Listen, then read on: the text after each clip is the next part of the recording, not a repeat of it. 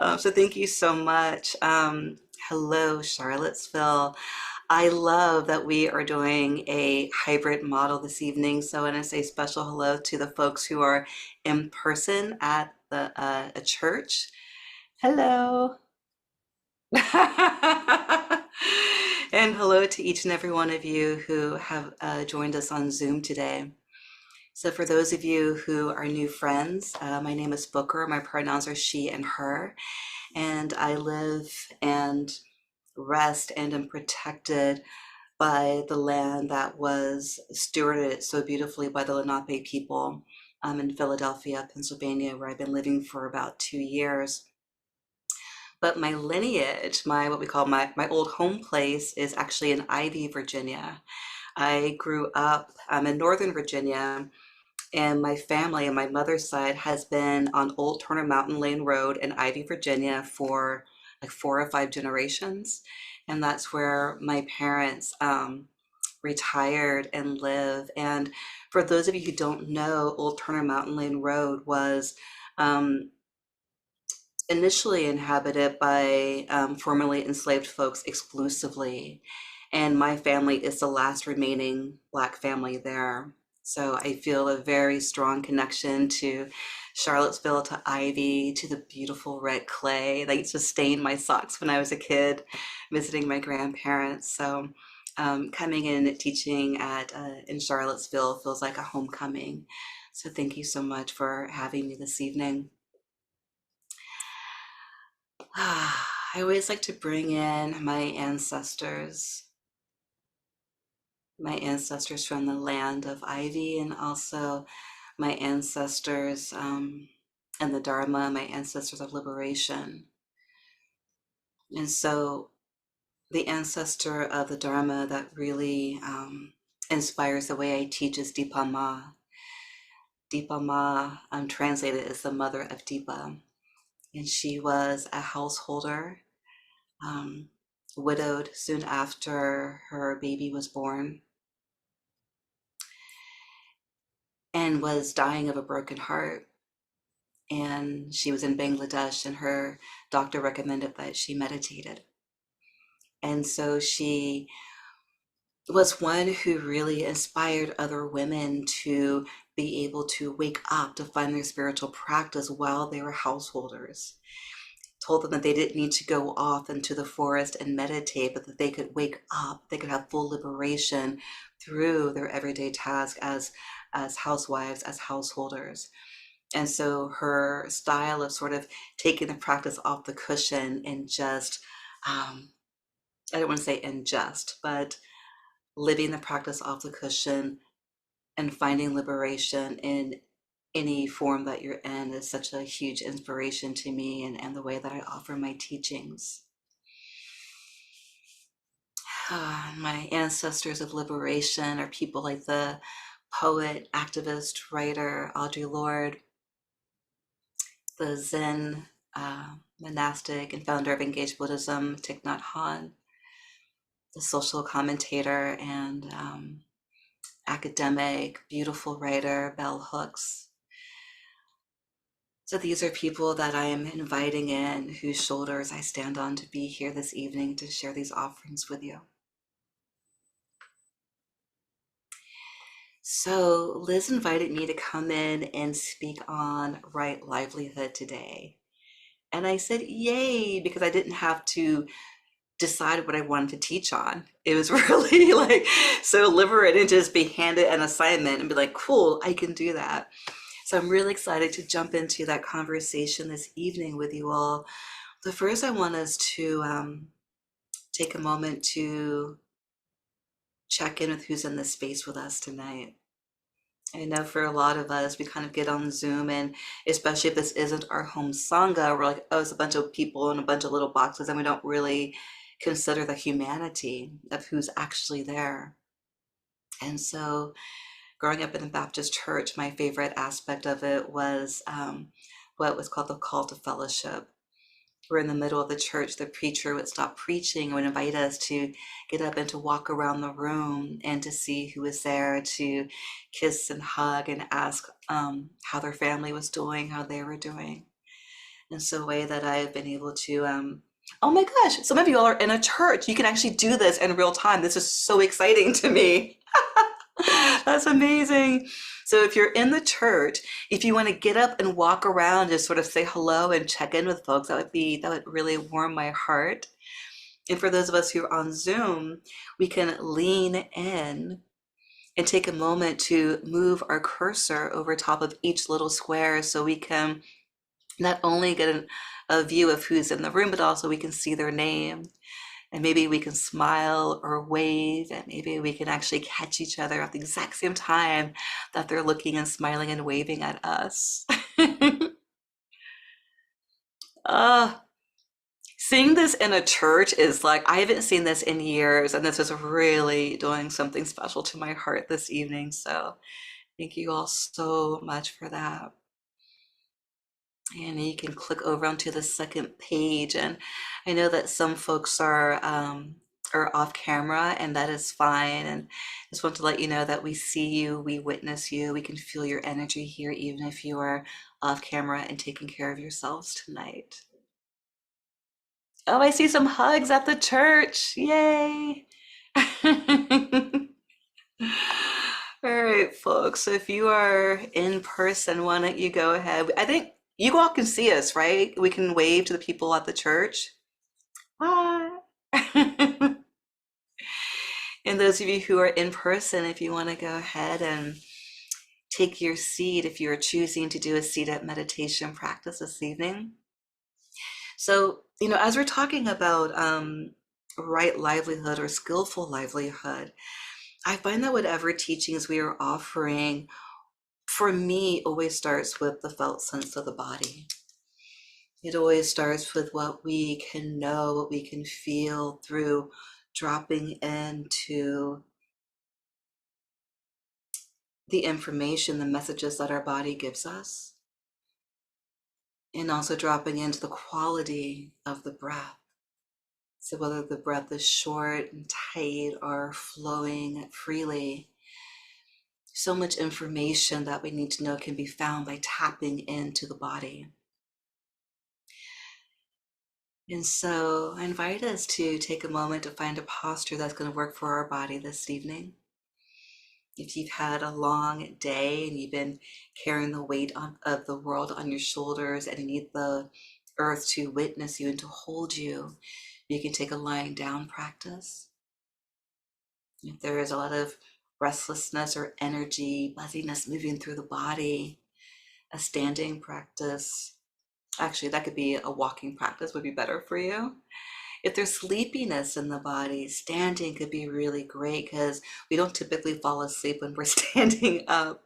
So if you're feeling really sleepy, standing could be a really beautiful practice for you to explore this evening. And if you're sitting on the cushion, on your bed, on the couch, on a chair, you want to make sure that your posture is alert. There's like a softening, but you're also upright. So we can have a strong back. So the skeleton is holding our body upright, but also holding a soft belly at the same time. If you're sitting on a cushion or on a couch, you might want to sit at the tip of it so that your pelvic bone can tilt forward. And that can allow the natural curve of your spine to arise so that we can depend on the skeleton to hold our bodies up instead of muscling with gripping our bodies. So we want to be able to create a form and shape of the body that brings ease and comfort, because when a body is at ease, then a mind can be at ease.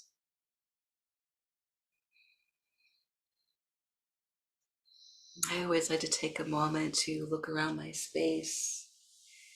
Even though I've been in this room all day, it's still nice to sort of reorient myself to the space, noticing colors and shapes,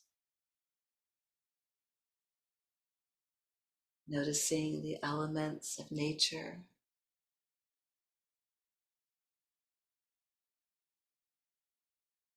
noticing how much space is above me, to the east and to the west of me, from side to side, and the north and the south, and so also feeling into the depth of my experience of what is in front of me as well as what is behind me. So allowing myself to know, to feel the spaciousness around me allows me to know the spaciousness within me.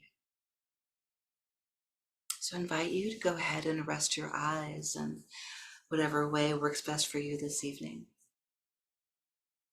For some folks, resting the eyes might mean to keep the eyes open but holding a soft focus. So we're not really seeing things clearly. We're just kind of seeing a fuzzy framework, which is why I'm taking my glasses off so I actually can't see things very clearly right now.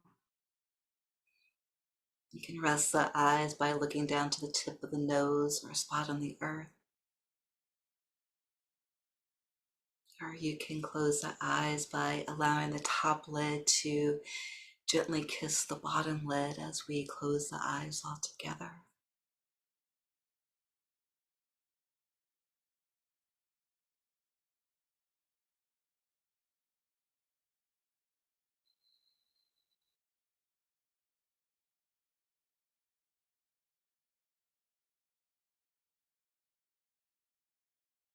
And as we begin to arrive in our practice, as we begin to shed the busyness of our day or rushing if we got caught in traffic on our way to being in person, if we hurry to put some dinner into our mouths before the call, you can take a moment to rest in the fact that we've arrived, that we're here, and that we are being witnessed and able to witness those who have come to share practice with us this evening.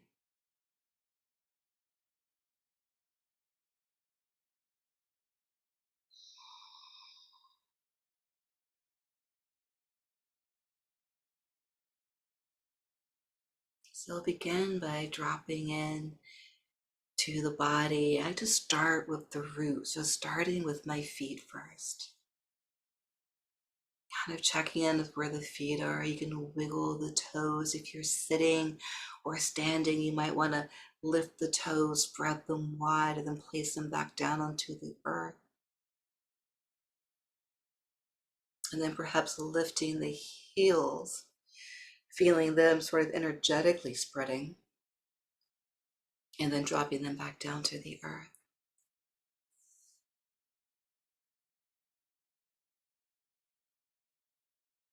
And so knowing the arches of our feet and our ankles.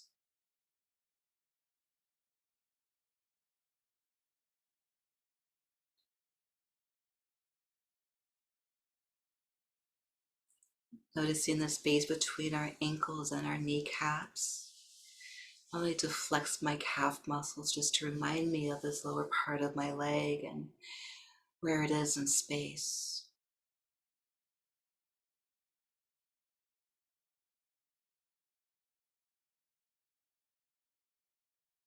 Feeling into the weight of the femur, the biggest bone in our body that is between our kneecaps and our hip joints.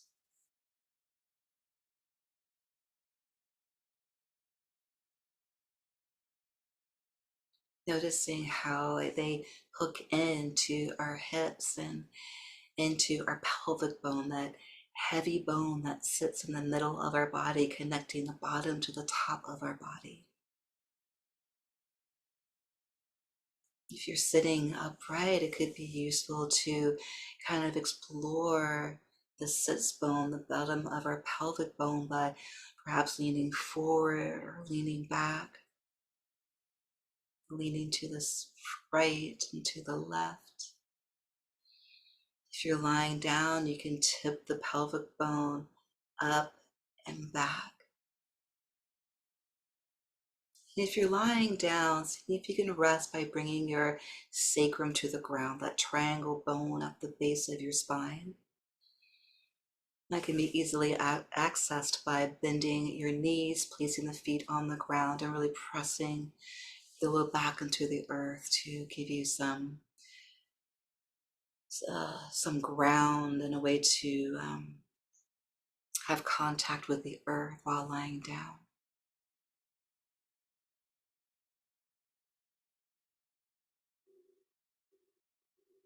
Feeling the length of your spine, perhaps slightly tucking the chin so we can feel the spine from the tailbone all the way up to the middle of the back of our skull.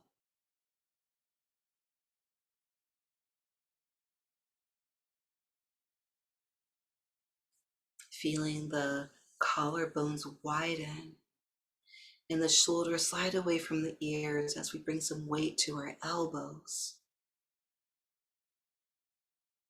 And noticing that space between the elbows and the wrist and the tops and the palms of our hands and down to the tips of our fingers.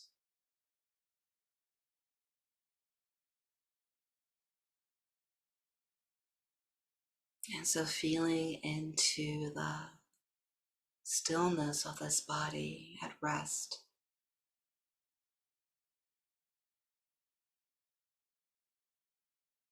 Feeling into the qualities of the earth body. Heavy, grounding, stillness.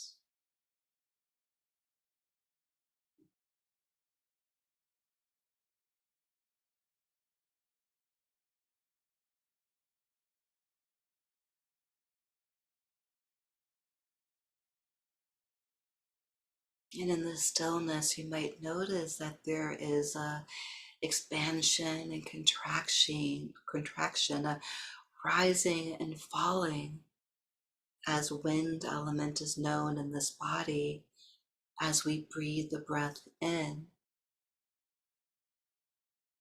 and as we breathe the breath out.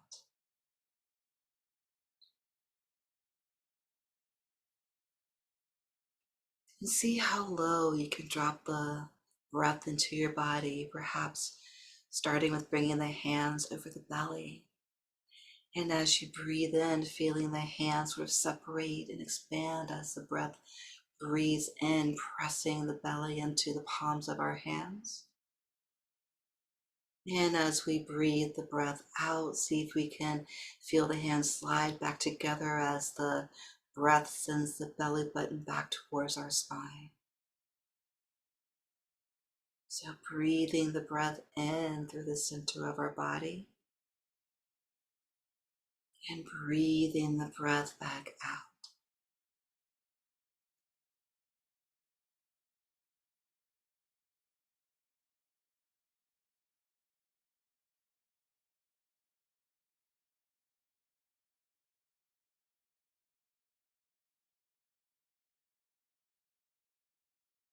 Next time you breathe the breath out, see if you can press the breath out through the distal planes of the body, so out through the fingertips, the crown of the head, the bottoms of the feet.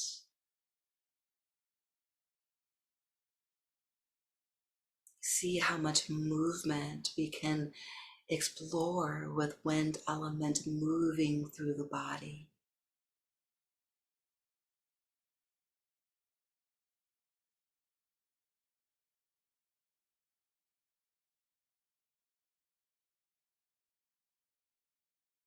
Noticing if there's any tightness or contraction in the body. I tend to clench my glutes and kind of clench my upper thighs when I sit. So I'm constantly checking in to make sure that they are open and released. So I'm not holding any tension in my body, so that my mind can follow suit and create a sense of openness and spaciousness in its mind.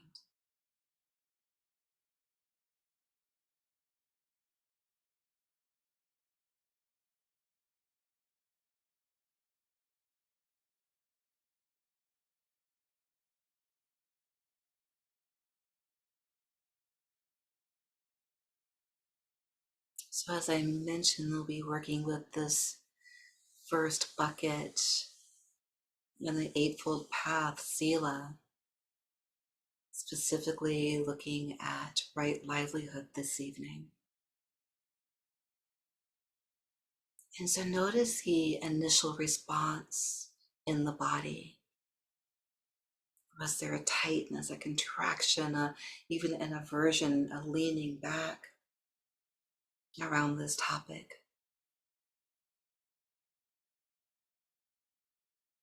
So there's nothing to do, but just notice whatever is arising. Maybe there's a leaning in as we're grasping, clinging, wanting to know more about this. So just noticing where you are, where the body is, the quality of the breath as it responds.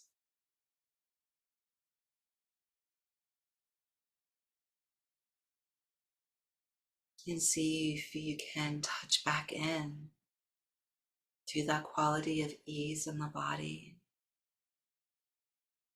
the openness of the heart,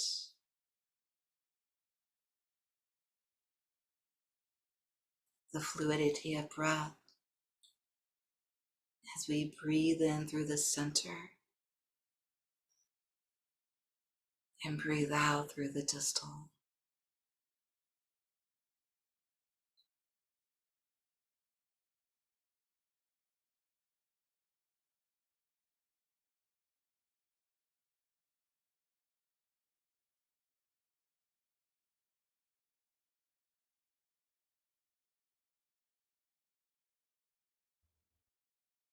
And so one of the intentions of our practice isn't to, I'm not going to say what it isn't, but I will say what it is. And that is sati, right? To remember, to recollect, to come back home again. So when the mind begins to wander, to worry, to plan, to overthink, when we recognize that the mind has wandered and we remember to come back to the felt sense of this body resting on the earth, that is the practice. So sati, to remember, to come back to recollect, to come back to the anchor, whether that be the stillness of body, the quality of breath, sound, taste, touch.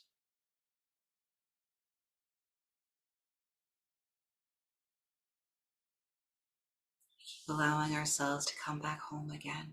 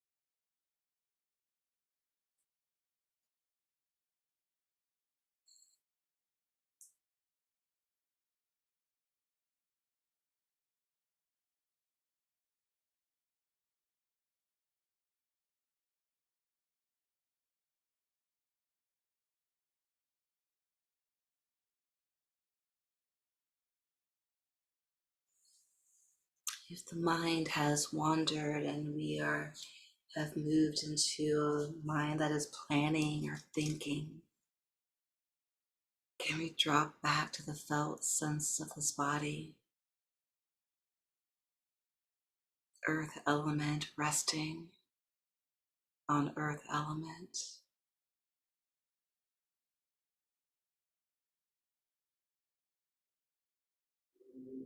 Wind element breathing itself in and breathing itself back out again.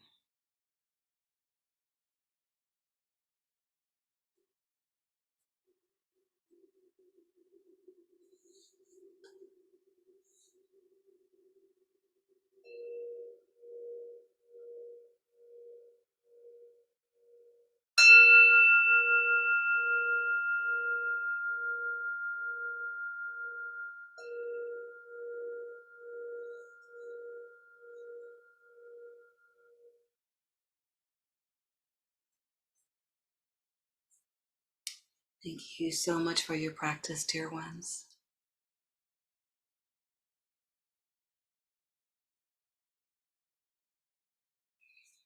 We'll take a quick bio break for about 5 minutes. So please take care of yourself, whether that means to get up and move the body a little bit, to hydrate, make yourself a cup of tea, and we will be back at quarter of the next hour. So I'll see you in 5. All right, dear ones. I hope that you're able to take care of yourselves in whatever way that looked like for you.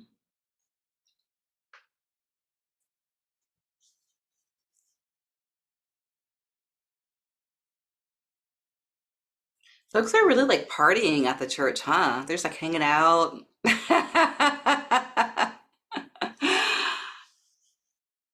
Great. So for a lot of us, I think it's complicated to figure out how to live our practice off the cushion. We've learned how to meditate, which means we've learned how to find our anchor and come back to the body or breath. We understand that hindrances can also be portals towards our wisdom and not a thing to turn away from. We might have even found a posture that's bearable for us to rest in for a considerable amount of time. But the question I get from students who come to me for mentoring is, but how do I do this in real time? How do I practice when I'm not on the cushion, when I'm not on retreat? Many of us can gain a lot of clarity and can come into clear view, clear understanding after we meditate. That stillness of mind that we can cultivate in our formal practice can be incredibly supportive in helping us to see things right-sized and to prioritize what's truly important and to let go of what's in the way. But how do we get to that clarity in real time? It's not always appropriate when your boss is asking you a question about the budget to sit down, close your eyes, and go inwards for 30 minutes. If you did that every time someone asked you to, something at work, we'd have a lot of clarity and discernment, true, but it's also might not be the best technique when we have a job that relies on deadlines and actually moving things ahead. So early in my practice, I created the opportunity for myself to travel to Uganda to sit a personal retreat with Bhante Buddha. And for those of you who don't know Bhante, he's just an incredible monastic in the Theravada tradition. He was born and raised in Uganda and just one of the most extraordinary humans I've ever met. So after my first retreat, he invited people to come to Uganda to sit at the Uganda Buddhist Center, which he was in the process of building. And I jumped on that opportunity, and 6 months later, I was in Uganda with him. And at the end of my time there, I realized that I was coming back to New York City in the dead of winter. I'd given up my job. I had spent most of my money to buy the ticket to get there. And I didn't really have a plan of what my life is going to look like post-retreat with Bante. And so I asked him for advice to, what do I do? How do I go back to New York, and how do I continue my practice the way that I have been exploring it there? And what he said to me was, your life has to be your practice, and your practice has to be your life. There can be no separation. And at the time, I thought, damn, that's some really bad advice. I think somebody's unmuted. I can hear someone speaking. Um, and so, even though at the time I was like, this is horrible advice, I also knew that there was something really, there was something about this. That this was like a golden nugget of wisdom that I should really hold on to. And as my practice deepened, I knew that I would figure it out along the way. And so when I came back to New York in February with no money and no job, I decided that I really wanted to know my practice off the cushion. I really wanted to see if this practice was real.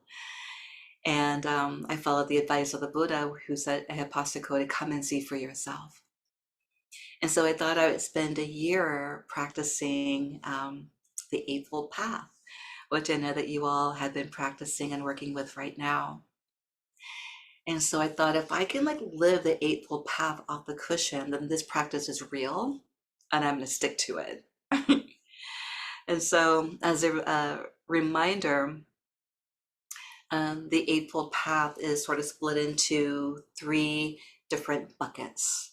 The first one is Sila, which is our moral virtue, and that includes skillful speech, skillful action, skillful livelihood.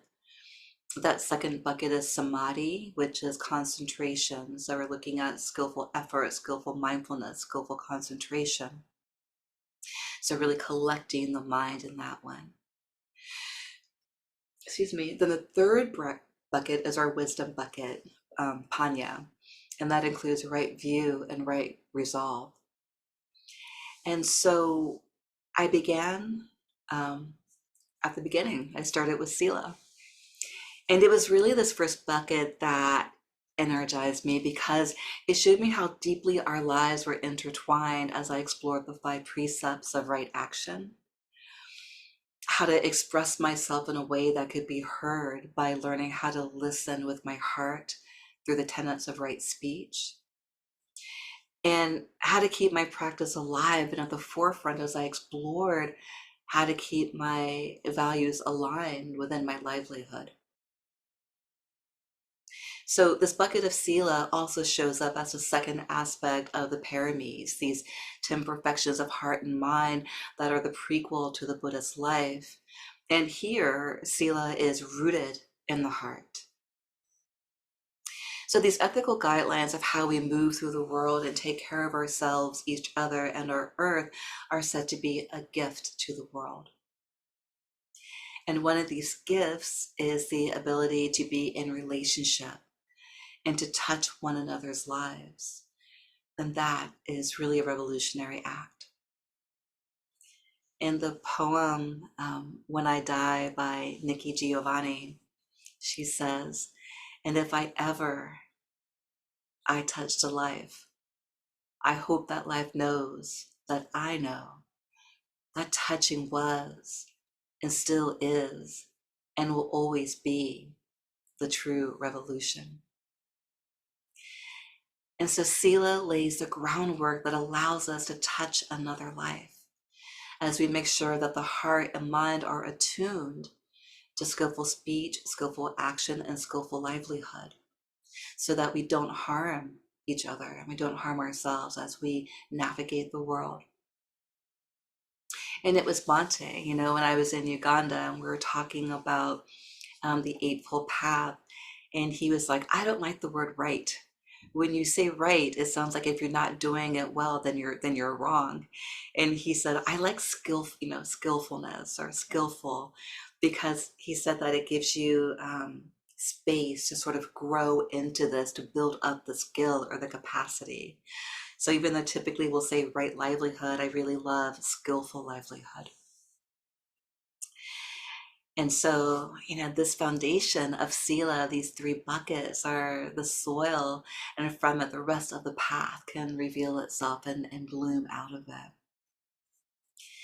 So, in comparison to a lot of the other teachings of the Buddha, there isn't a lot written about skillful livelihood. And I think that is because social media didn't exist when the Buddha was teaching about skillful livelihood. People's, lives and what they did for a living were pretty simple and straightforward. And so this is from the Anguttara Nikaya. He says, a lay follower, so meaning people who are non-monastic, so us, lay practitioners. So a lay follower should not engage in 5 types of business. Which 5? Business in weapons, so selling guns, utilizing guns, having anything to do with anything that can be weaponized. The business in human beings, so this is, sex trafficking, and any other way that we utilize and we harm human beings. Business in meat, and so there's a myth that the Buddha was a vegetarian and that he promotes vegetarianism, which is not true. But what he said is that an animal should only be butchered for the explicit use of feeding people. And so even though he had a pretty much plant-based diet, but his whole thing was he would eat meat if it was an offering, but he wouldn't eat meat if it was explicitly butchered on his behalf. So I think that's a really interesting discernment. And ironically, he actually died of pork poisoning, from what I understand. He died from being poisoned by pork that wasn't fully cooked. Sidebar. The business in intoxicants and the business in poison. And so in intoxicants, we're not just talking about things like drugs and alcohol, but intoxicant is anything that can cloud our heart and mind and have us to kind of respond and act outside of ourselves. And then good poisons is speaking directly to things like alcohol, something that can, so he speaks of the business of poison. So selling in alcohol, selling drugs. So these are the 5 types of businesses that we shouldn't engage in when we're talking about skillful livelihood. And for monks and contemplatives, the Digha Nikaya says that they should steer clear of fortune telling, of blood sacrifices, and other base or lowly arts. The careers of a soldier and actor, I think, are kind of ironically conflated. He's like soldiers and actors, same people. And so they're saying that, that these careers are dangerous to the soul because in the Samyutta Nikaya, it says that it requires us to act outside of ourselves. As a soldier brings the intention of harm to another, and as actors, they have to cultivate the 3 poisons of greed, hatred, and delusion, which might not be the true quality of their hearts. And so this can lead to an intoxication and heedlessness that can cloud the heart and mind, which I want to remind you is the 5th of the 5 precepts when we talk about skillful action. So this is pretty straightforward and probably makes sense for most of us. But even the good work that we're doing in the world can get us tangled up in the delusion of a livelihood that ultimately can create harm to others. So in Pali, the language that the Buddha's teachings were translated in, because this was it was an oral tradition for anywhere from 100 to 500 years, and then was written down about 500 years after the Buddha's death. And so the language that his teachings were translated into after being an oral lineage for that long was Pali, because it was sort of like the language of the people. It's an accessible language. And so the prefix Samma in Samma Ajiva is the Pali word for right livelihood or skillful livelihood. So the prefix Samma, Samma, means complete, perfected, um, as opposed to simply meaning right. So something that's complete or perfected means that there's a little bit more depth and effort, and it speaks to me like more of like a journey to get there as opposed to something being right or wrong, right? So I just want to like bring out the Pali so we have a deeper understanding of what we're talking about here. And so Sama Ajiva may mean something closer to livelihood fully understood and rightfully conducted with all of its tensions. And that says a lot more, right? It gives me a lot more to think about, to contemplate as I'm looking at what I'm doing for a living. So I thought that I had the best livelihood in the world. For over a decade, I shared the practices of yoga and mindfulness to vulnerable populations. Mostly for 10 years, I worked in jails teaching yoga and mindfulness to incarcerated youth. Also spending 2 years on Rikers Island. For those of you who are familiar with Rikers, it's one of the most notoriously violent city jails in New York City.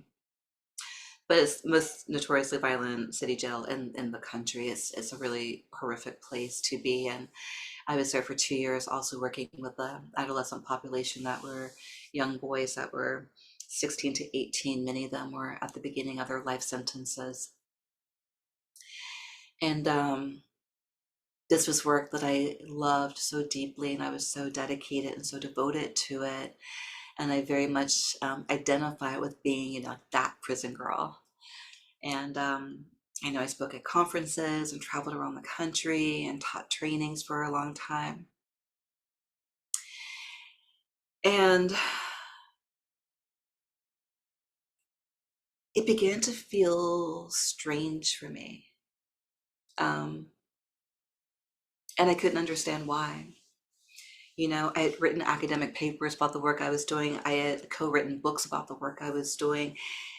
And yet somewhere like 8, 9 years in, the work was no longer sitting well with me. Part of that was I went to South Africa to sit a month-long retreat with Tanesser and Kitty Sorrow, doing really devotional heart practices rooted in compassion. So a lot of devotional practices to Kuan Yin, the Bodhisattva of compassion. And after a month of prostrations and waking up at 5 a.m. and chanting and bowing, something shifted in me, something woke up, and I had this clear understanding of the work that I was doing. And even though I truly felt and believed that I was supporting these young folks in finding their wings when their wings have been clipped by society, I also began to see the other side, that my presence was validating locking children up in jail. Because what was happening is these jails and prisons across the country were getting huge amounts of money, because they could say, look, they've got yoga, they've got meditation, they've got art, they've got music. It's like summer camp here. But it wasn't. I was caught up in the delusion. I couldn't see clearly what was really happening. And what was happening is that they were utilizing these children to fund other programs. Like very little of this money was actually going to the work that we were doing in there. And by saying, look at all the great work we're doing, it justified prisons being open. It justified them being further financed.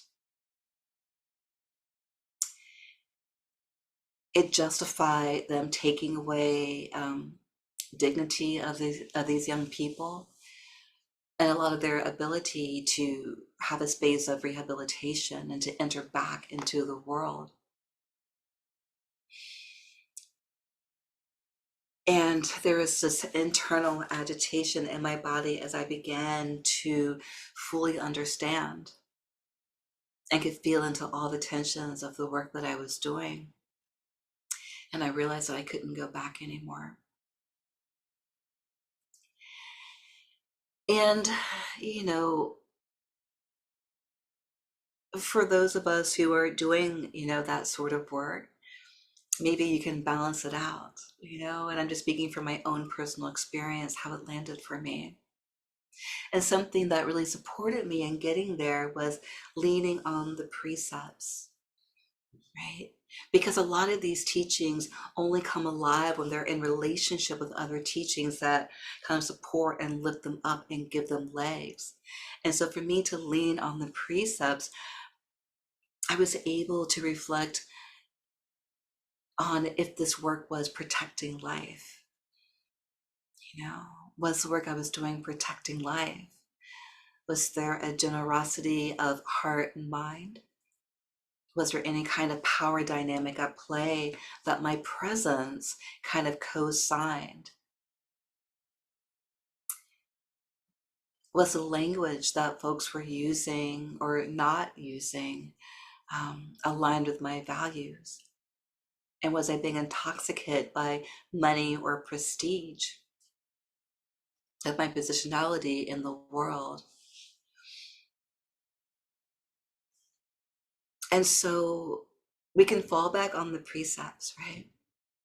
Knowing how deeply our lives are intertwined, we can check in to see if we are protecting life, if we are being generous, if we are caring for our sexual energy, which I often say to me is very similar to power dynamics, right? So what power are we holding over when we are being intoxicated by that? What is the language that we are using? And I find that so many people would use this sort of manipulative language to speak about what we were doing. And we were actually just kind of, and sometimes I felt that people were using mindfulness to silence or to still these young people. And then checking in with the intoxicants, was my heart and mind being clouded by these things? And so, moving back to the Buddha's teachings, this is from the Majjhima Nikaya. He says, "In how is right view the forerunner? When discerns wrong livelihood as wrong livelihood, and right livelihood as right livelihood. And what is wrong livelihood? Scheming, persuading, hinting, belittling, and pursuing gain with gain. So this is wrong livelihood. One tries to abandon wrong livelihood and to enter into right livelihood. And this is one's right effort. One is mindful to abandon wrong livelihood and to enter and remain in right livelihood. And this is one's right mindfulness. So thus, these three qualities of right view, right effort, right mindfulness run and circle around right livelihood. So we lean on these teachings, the other part of the bucket of sila, we lean on the precepts, and then we also lean on the buckets of panya and samadhi when we're looking at right view, right effort, right mindfulness, right effort. So you see how this is all kind of circles around and swirls around and really supports and lifts up these teachings. I also love that right livelihood is connected to how we spend our money, how we how we um, how we utilize our money. And so it said, a householder knowing his income and expenses leads a balanced life, neither extravagant nor miserly, knowing that thus bleh, knowing that thus their income will stand in excess of their expenses, but not their expenses in excess of their income. That's complicated language. But what they're trying to say is when we're really working with livelihood, we're also looking at if we are spending more than we have. Are we being caught up in the delusion of social media? Are we getting caught up in the delusion um, of what we're seeing out there in the world? Are we spending above our means? And the Buddha speaks to that as being another way of being in wrong livelihood or misdirected or unskillful livelihood. And it also looks at all of the other aspects that supports our livelihood, including the clean water that most of us have access to that makes our coffee and washes our body, the gas that fuels our car and cooks our food, the electricity that warms our bodies, the clothes that we put on our backs, that plastic that wraps our food. Are we looking at where that is coming from? Where our waste goes to? Are we looking at where we are spending our money? Are we looking at how we are wasteful with our limited resources on this planet? When we are noticing that eggs are currently not available, are going for $8 a dozen right now, are we looking at what poisons have contaminated these eggs to have, toxic eggs, and what are these poisons that we're sprinkling on our food, right? And so once we really dive into this, we really expand out and we see not only how we are living our livelihood, our intentions around our livelihood, we're also looking at how we spend our money, how we are utilizing our resources, and making sure that we are putting um, the our income, the end game of our livelihood. Are we investing it into a world that we want to support and live in? And are we explicitly divesting it from organizations, um, stores that are poisoning the world that we live in? So, dear ones, I offered a lot of words this evening, and I feel that Dharma talks are never complete, even though I so deeply appreciate you listening to the Dharma, listening to my ramblings and how I'm hearing it. I feel like these talks are not really complete until we hear from the wisdom of the room.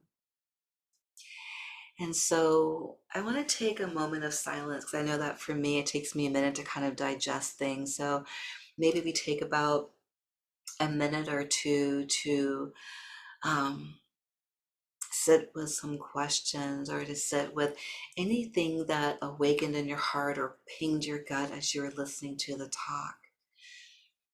I'm wondering if livelihood,